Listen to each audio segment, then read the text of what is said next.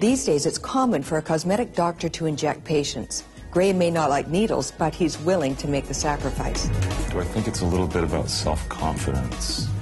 I mean, at some level, yes, absolutely. I mean, it does make you feel as if you're looking your best, and I think in some ways that translates into performing or acting your best, getting the best out of a situation. At the end of the day, people do react to small elements of the way in which you present yourself. So I guess at some level, yes, it does. All right, Graham, so this morning we'll do a little bit of Botox. We'll treat your forehead, the wrinkles. We're going to treat your crow's feet. Smile for us. There we go. So we're going to try to treat those.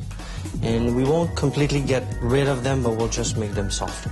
So I have a frozen gauze. This is just to numb the skin a little bit.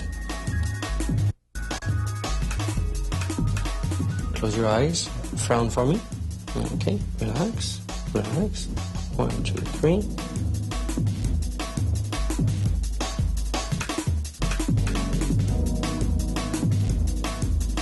Botox is a weakening agent. It's an agent that, it's a protein that will sit between the nerve and the muscle and prevent the nerve from telling the muscle to contract. So the muscle not contracting, he will not create those lines that normally appear with the contraction. So that's the goal ultimately, is to look younger.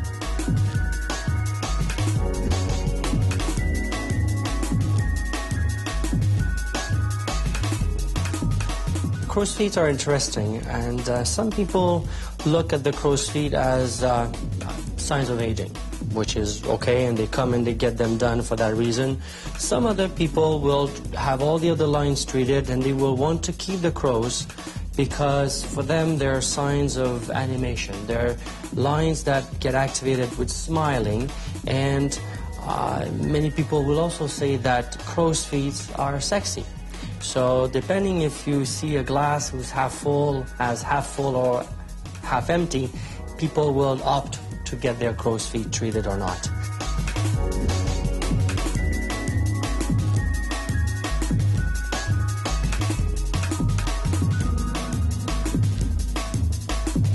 All right, Graham, so now we're done with the Botox. So I'm going to start with Perlane. Perlane is the same as Restylane. It's hyaluronic acid. It's the same company. It's a little bit thicker. So for a similar amount in the syringe, it will give you more volume. So I use it when the depression is deeper. So closer to the line, closer to the nose, I will use Perlane. And to just fill up the very fine lines that continues down here, I will use Restylane. Okay?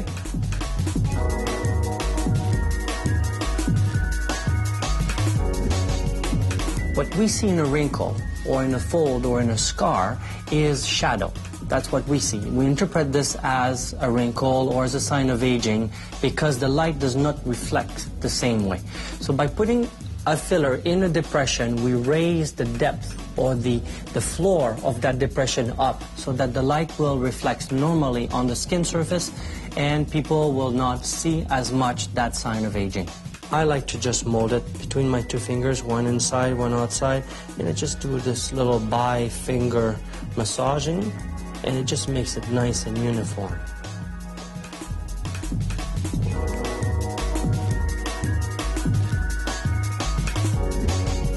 There's an art to do this. It's not a recipe that you look in the book and you just repeat.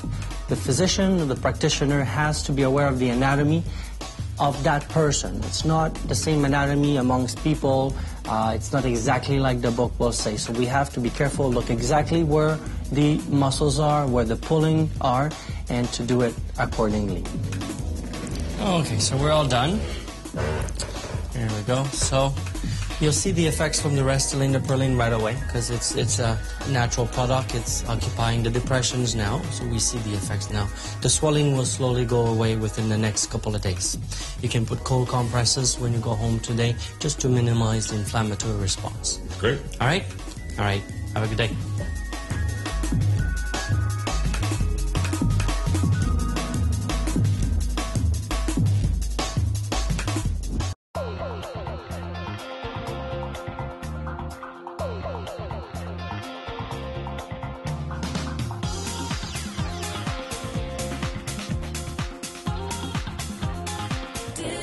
do.